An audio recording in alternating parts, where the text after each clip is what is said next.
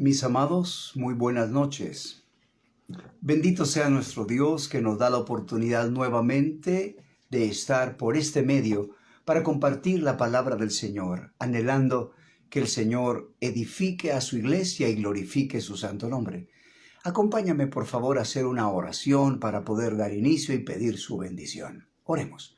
Padre, queremos darte las gracias por la oportunidad que nos das. Queremos pedirte tener ojos para ver, oídos para escuchar, corazón para entender, y que por tu gracia podamos caminar a la luz de tu palabra. Danos entendimiento, danos gracia, Señor, para poder obedecerte, amarte, agradarte, servirte.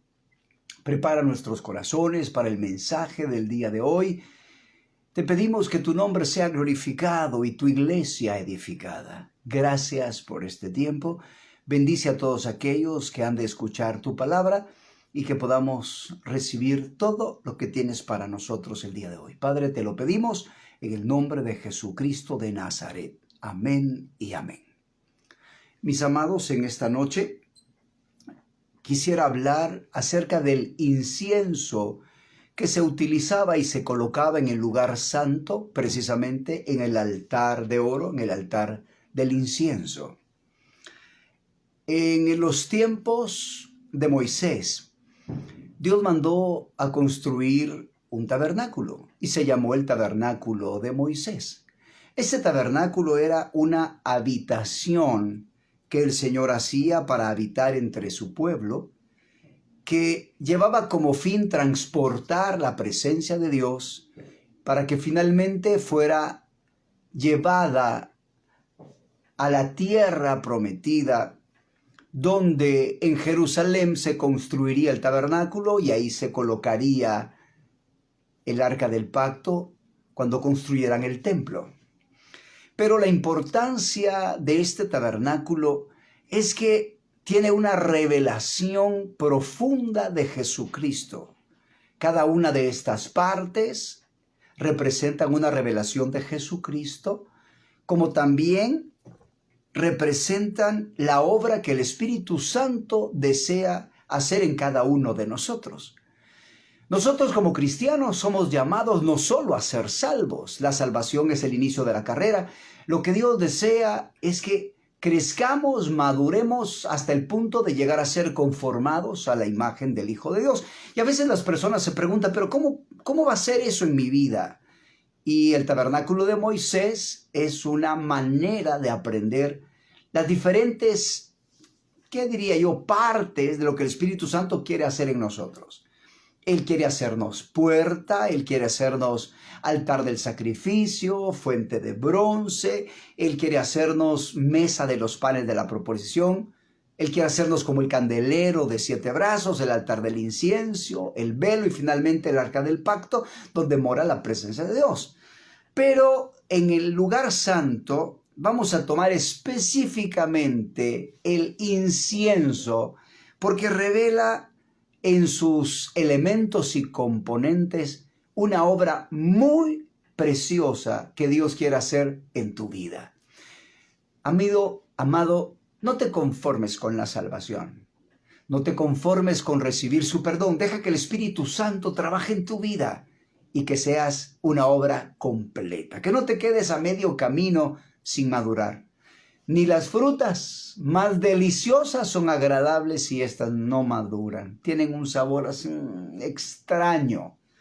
Me gustan mucho los aguacates, pero si tomo uno y lo parto antes de estar maduro, ¡ay! No es grato.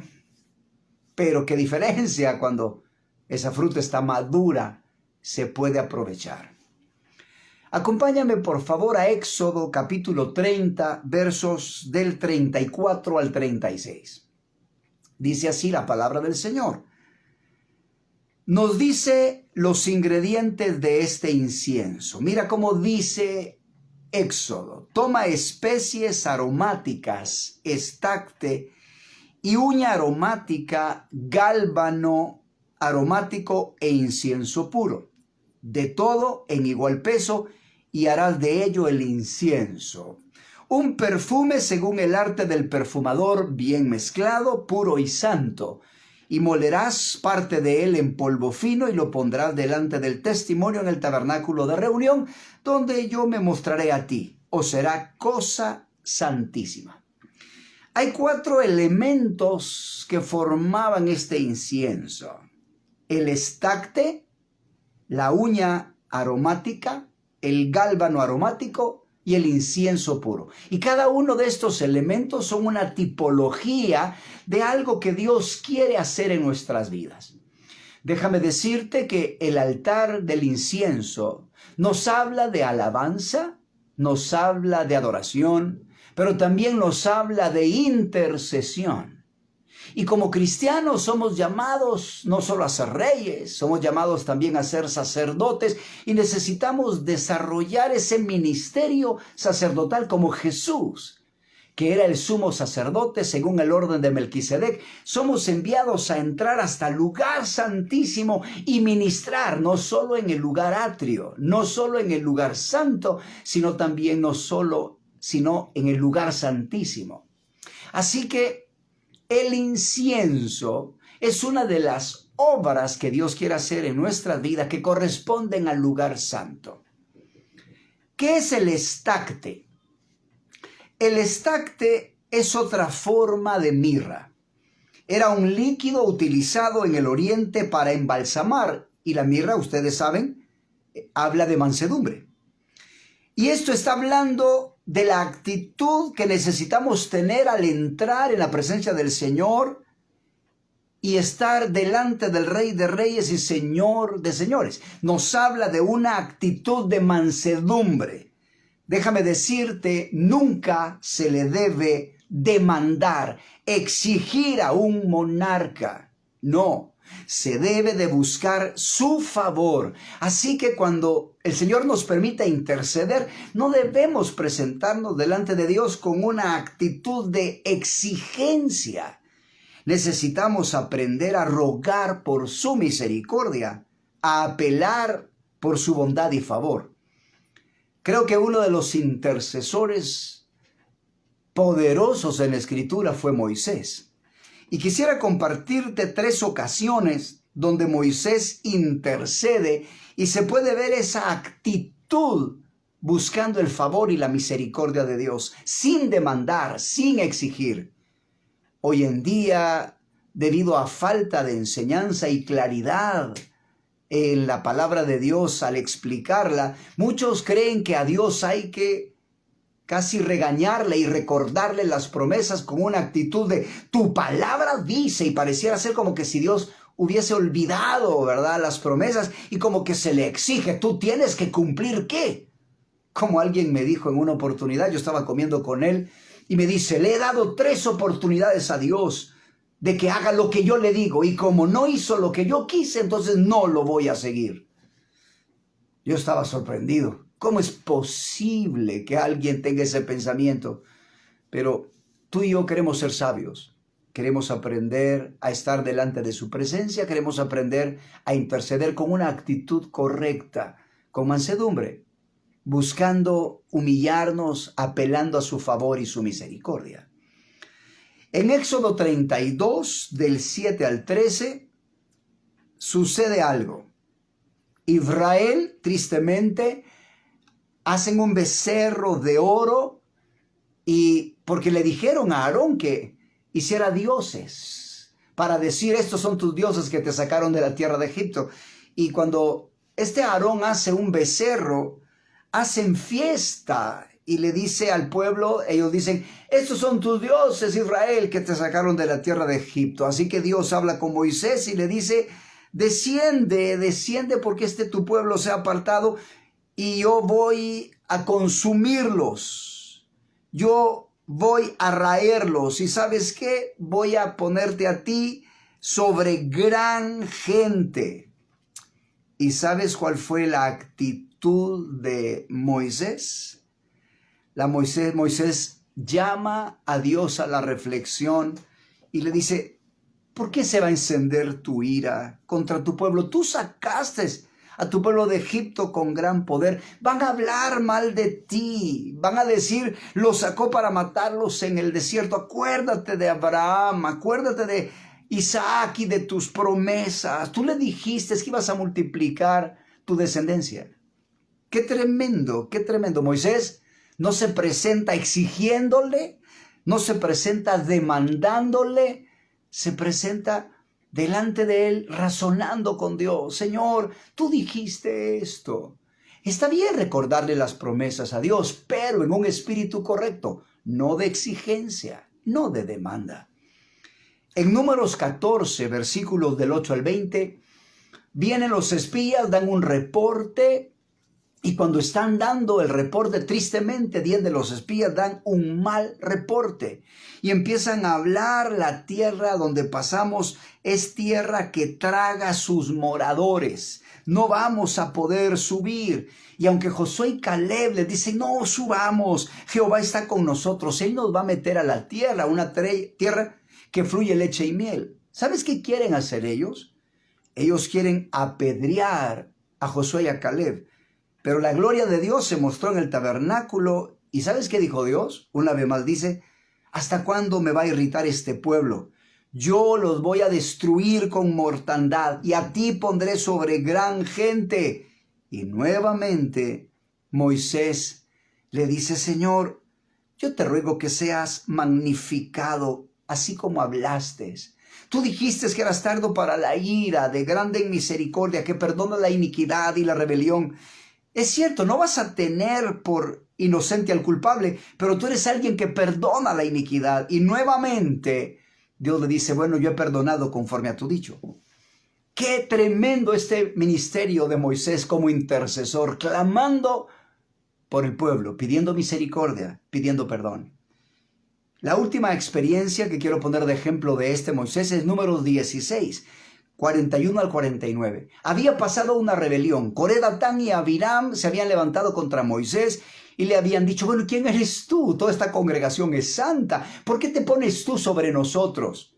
Ustedes conocen la historia, cómo en esta rebelión Dios hace que Coré, Datán y Abiram y sus familias desciendan vivos al infierno, y los 250 príncipes del pueblo que seguían a Coré en esta rebelión fueron muertos por fuego, porque cayó fuego del cielo.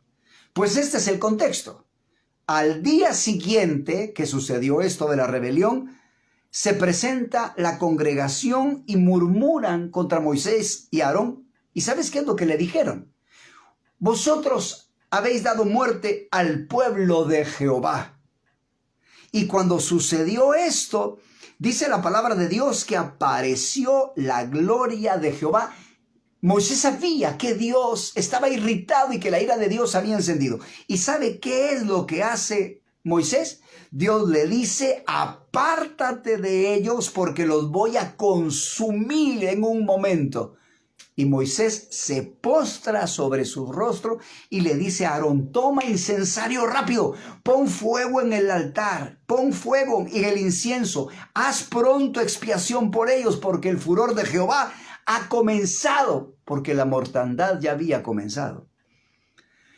Ay, amado, en esta historia, ahí lo lees, por favor, esto está en Números 16, 41 al 49, los que murieron en la mortandad, dice que fueron 14,700. ¿Cuál es la actitud que tú tienes cuando el pueblo peca? ¿Qué actitud tienes tú cuando miras a las personas fallar y cometer errores, pecados? Estaba en una tienda, en un supermercado para ser específico, y yo quiero preguntarte cuál hubiera sido tu reacción. Yo te diré cuál fue mi reacción.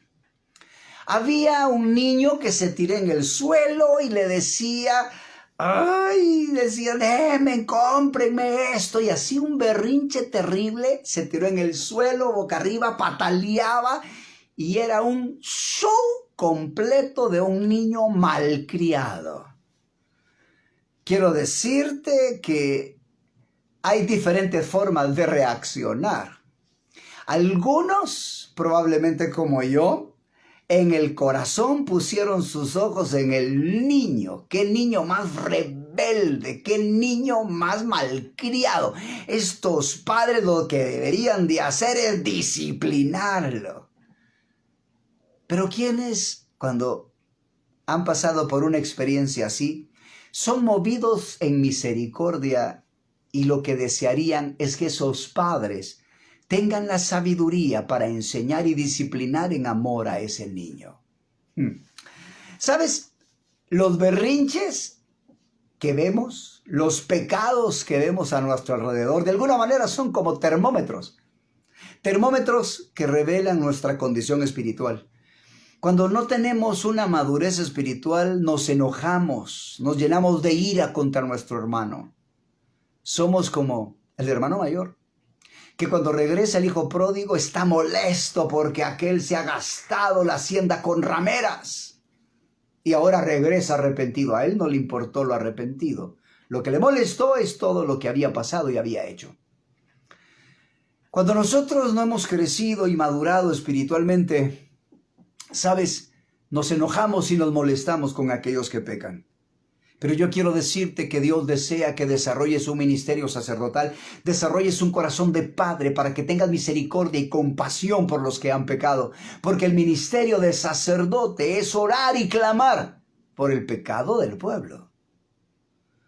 Joel capítulo 2, versículo 17 dice: entre la entrada y el altar lloren los sacerdotes, ministros de Jehová, y digan: perdona, oh Jehová, a tu pueblo, y no entregues al oprobio a tu heredad, para que las naciones se enseñoreen de ella. ¿Por qué han de decir entre los pueblos, dónde está su Dios?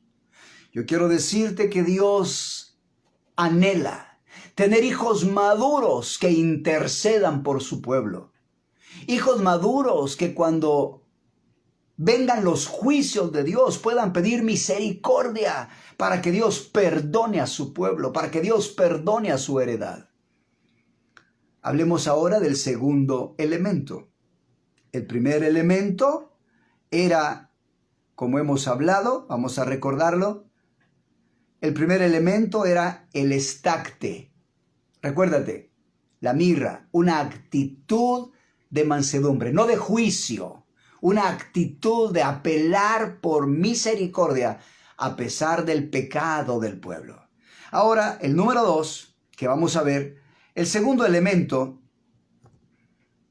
es la uña aromática. Esta uña aromática se obtiene de un molusco. Fíjate que esta uña aromática es lo que cierra al molusco un tipo de ostra, que cuando se quiebra, ya el molusco muere porque no se puede cerrar esa ostra. Así que el molusco tiene que perder su vida para poder dar este elemento para construir el incienso. Así que esta uña aromática nos habla de la actitud de oración que tuvo Esther, que estuvo dispuesta a morir delante del rey. ¿Se acuerdan ustedes? No todos podían entrar en cualquier momento a ver al rey Asuero. Cada esposa tenía que esperar su tiempo y su turno. Y cuando Esther recibe la petición de su tío Mardoqueo, porque el pueblo de Israel corría peligro a causa del decreto que fue provocado por Amán, entonces Mardoqueo habla con Esther y Esther toma la decisión de ayunar y presentarse delante del rey, aun cuando no había sido llamada. Eso significaba que ella podía morir si el rey Asuero no extendía su cetro. Así que Esther dice: si perezco, que perezca. Esther 4:16. ¿Sabes? Hay un precio que se tiene que pagar por la oración. Se dice que Jaid, el intercesor, había orado por tanto tiempo fervientemente por India que su corazón físico literalmente se agrandó por la carga de oración que tenía por las almas perdidas en la India. Yo quiero decirte que necesitamos recibir carga por los perdidos. Necesitamos recibir carga por aquellos que caminan incorrectamente, por nuestra nación. Necesitamos recibir esa carga que nos permita orar intensamente, como que agonizáramos en oración. Zacarías capítulo 12, versículo 10 habla acerca de ese espíritu de intercesión. Y dice, y derramaré sobre la casa de David y sobre los moradores de Jerusalén espíritu de gracia y de oración, y mirarán a mí, a quien traspasaron, y llorarán como se llora por hijo unigénito, afligiéndose por él como quien se aflige por el primogénito. Hay una unción que nos hace tener dolor por el pecado. Hay una unción que nos hace tener dolor por los perdidos. Hay una unción que nos hace experimentar dolor por nuestra nación, y eso nos permite clamar. Ezequiel capítulo 9, verso 4 dice, y le dijo Jehová, pasa por en medio de la ciudad, por en medio de Jerusalén, y ponles una señal en la frente a los hombres que gimen y claman a causa de todas las abominaciones que se hacen en medio de ella. ¿Sabes? Nuestra parte no es estar criticando a los malos, no es estar criticando al gobierno, no es estar criticando a los que hacen cosas incorrectas. Lo que Dios espera de nosotros es que clamemos e intercedemos, para que podamos clamar y orar e interceder porque nuestros gobernantes caminen en justicia, que no se aprueben leyes en contra de la palabra de Dios. Lo que Dios espera de nosotros, y en este caso como salvadoreños, orar por nuestros diputados, por sabiduría, por entendimiento, para que no se aprueben leyes en contra de la santidad, en contra de la moralidad, en contra de la palabra de Dios. Necesitamos recibir esa gracia que nos permita clamar por la justicia y pedir perdón por los pecados que se cometen en nuestra nación. Tenemos un alto llamado. Dios le puso por nombre a nuestra nación El Salvador. Por tanto, nuestra nación tiene como destino no solo ser una nación oveja, sino una nación salvadora que guía a otras naciones, no solo a la salvación, sino a alcanzar los propósitos altos de Dios. Pero necesitamos gemir y clamar para que Dios tenga misericordia y perdone los pecados de nuestra nación. Orar con esa carga como Jaid, el intercesor. Por eso debemos pedir a Dios que el espíritu de intercesión venga sobre nuestra vida para poder clamar con esa carga que solo puede venir del Espíritu Santo. El tercer elemento es el gálbano. Y esto es como una resina de caucho con un aroma muy fuerte que se extrae de una planta asiática pariente del perejil. El gálbano en realidad se asemeja a una lágrima. Mira qué interesante. Y nos habla en sentido de las lágrimas que hay en la intercesión. ¿Sabes? Estas hojas de esta planta tienen que ser machacadas para que fluya la savia y así sacar este precioso elemento. Así que el gálbano nos habla de las lágrimas que se derraman en oración. Hebreos capítulo 5, versículo 7 nos dice, y Cristo, en los días de su carne, ofreciendo ruegos y súplicas con gran clamor y lágrimas, al que le podía librar de la muerte, fue oído a causa de su temor reverente. Este ministerio sacerdotal es un ministerio de clamor y lágrimas. Necesitamos clamar y poner nuestra alma con esa carga que proviene del Espíritu Santo y clamar delante del Señor. David decía, pon mis lágrimas en tu redoma, ¿no están ellas en tu libro? Necesitamos pedirle a Dios la gracia para clamar intensamente. Así que no te sientas mal cuando estés con una carga de llorar. Claro, yo no estoy hablando de llorar por aprender a llorar. Hay personas que pueden hacer eso. De hecho, en Israel se contrataban a personas para llorar cuando se hacían luto y se le pagaba por llorar.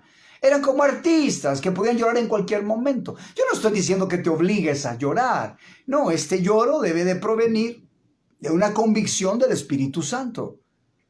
Pero cuando tengas ese impulso, esa gracia de llorar, llora delante del Señor y pide perdón, pide misericordia, porque El clamor y las lágrimas son parte del ministerio sacerdotal que debemos desarrollar.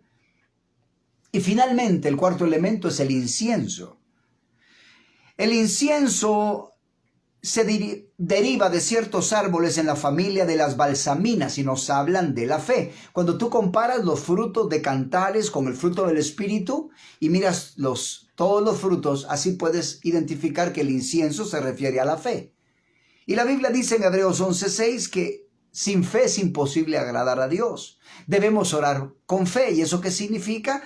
Debemos de recibir esa habilidad que viene cuando Dios nos habla para orar conforme a su voluntad y no conforme a nuestros propios pensamientos.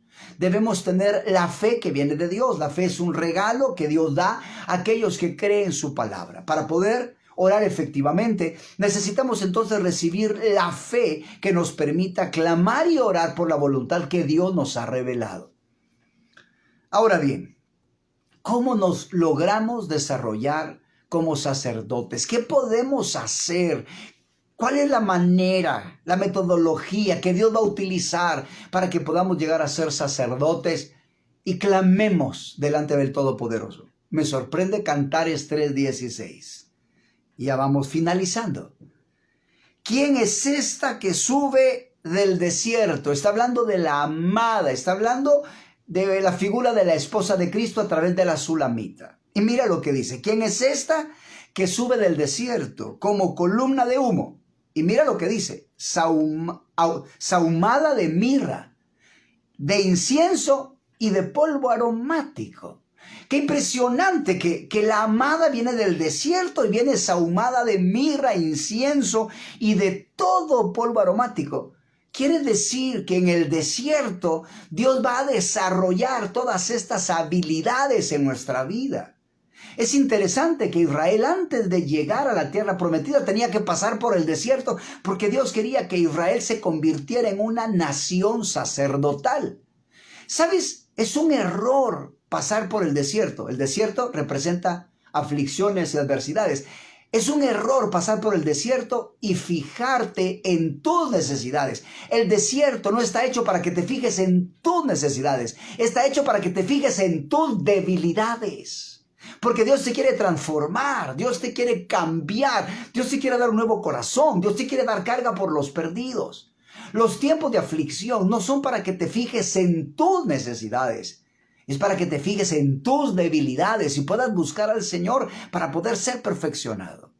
Así que los desiertos, las aflicciones, están hechos para perfeccionarte.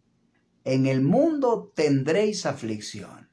¿Cuánta aflicción ha venido por esta pandemia? La gente está preocupada, está afligida, está angustiada. Amados, es tiempo de buscar en nuestro corazón. Claro, Dios nos protege y debemos tomar todas las precauciones del caso. Sin embargo, las aflicciones van a apretar tu vida y van a manifestar debilidades, áreas que no están bien en ti, que necesitan ser perfeccionadas. Aprovecha las aflicciones, no reclames, no estés pensando en comer. ¿Te acuerdas, Israel? Estaban hartos del maná. Ellos querían carne en el desierto. Cuando es época de aflicción, no es época de placer. Es tiempo de meditación, es tiempo de arrepentimiento.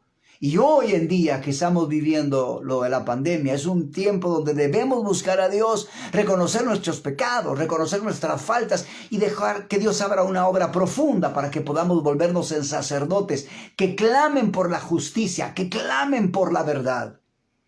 Hebreos 2:10 dice: porque convenía a aquel por cuya causa son todas las cosas y por quien todas las cosas subsisten, que habiendo de llevar muchos hijos a la gloria, perfeccionase por aflicciones al autor de la salvación de ellos.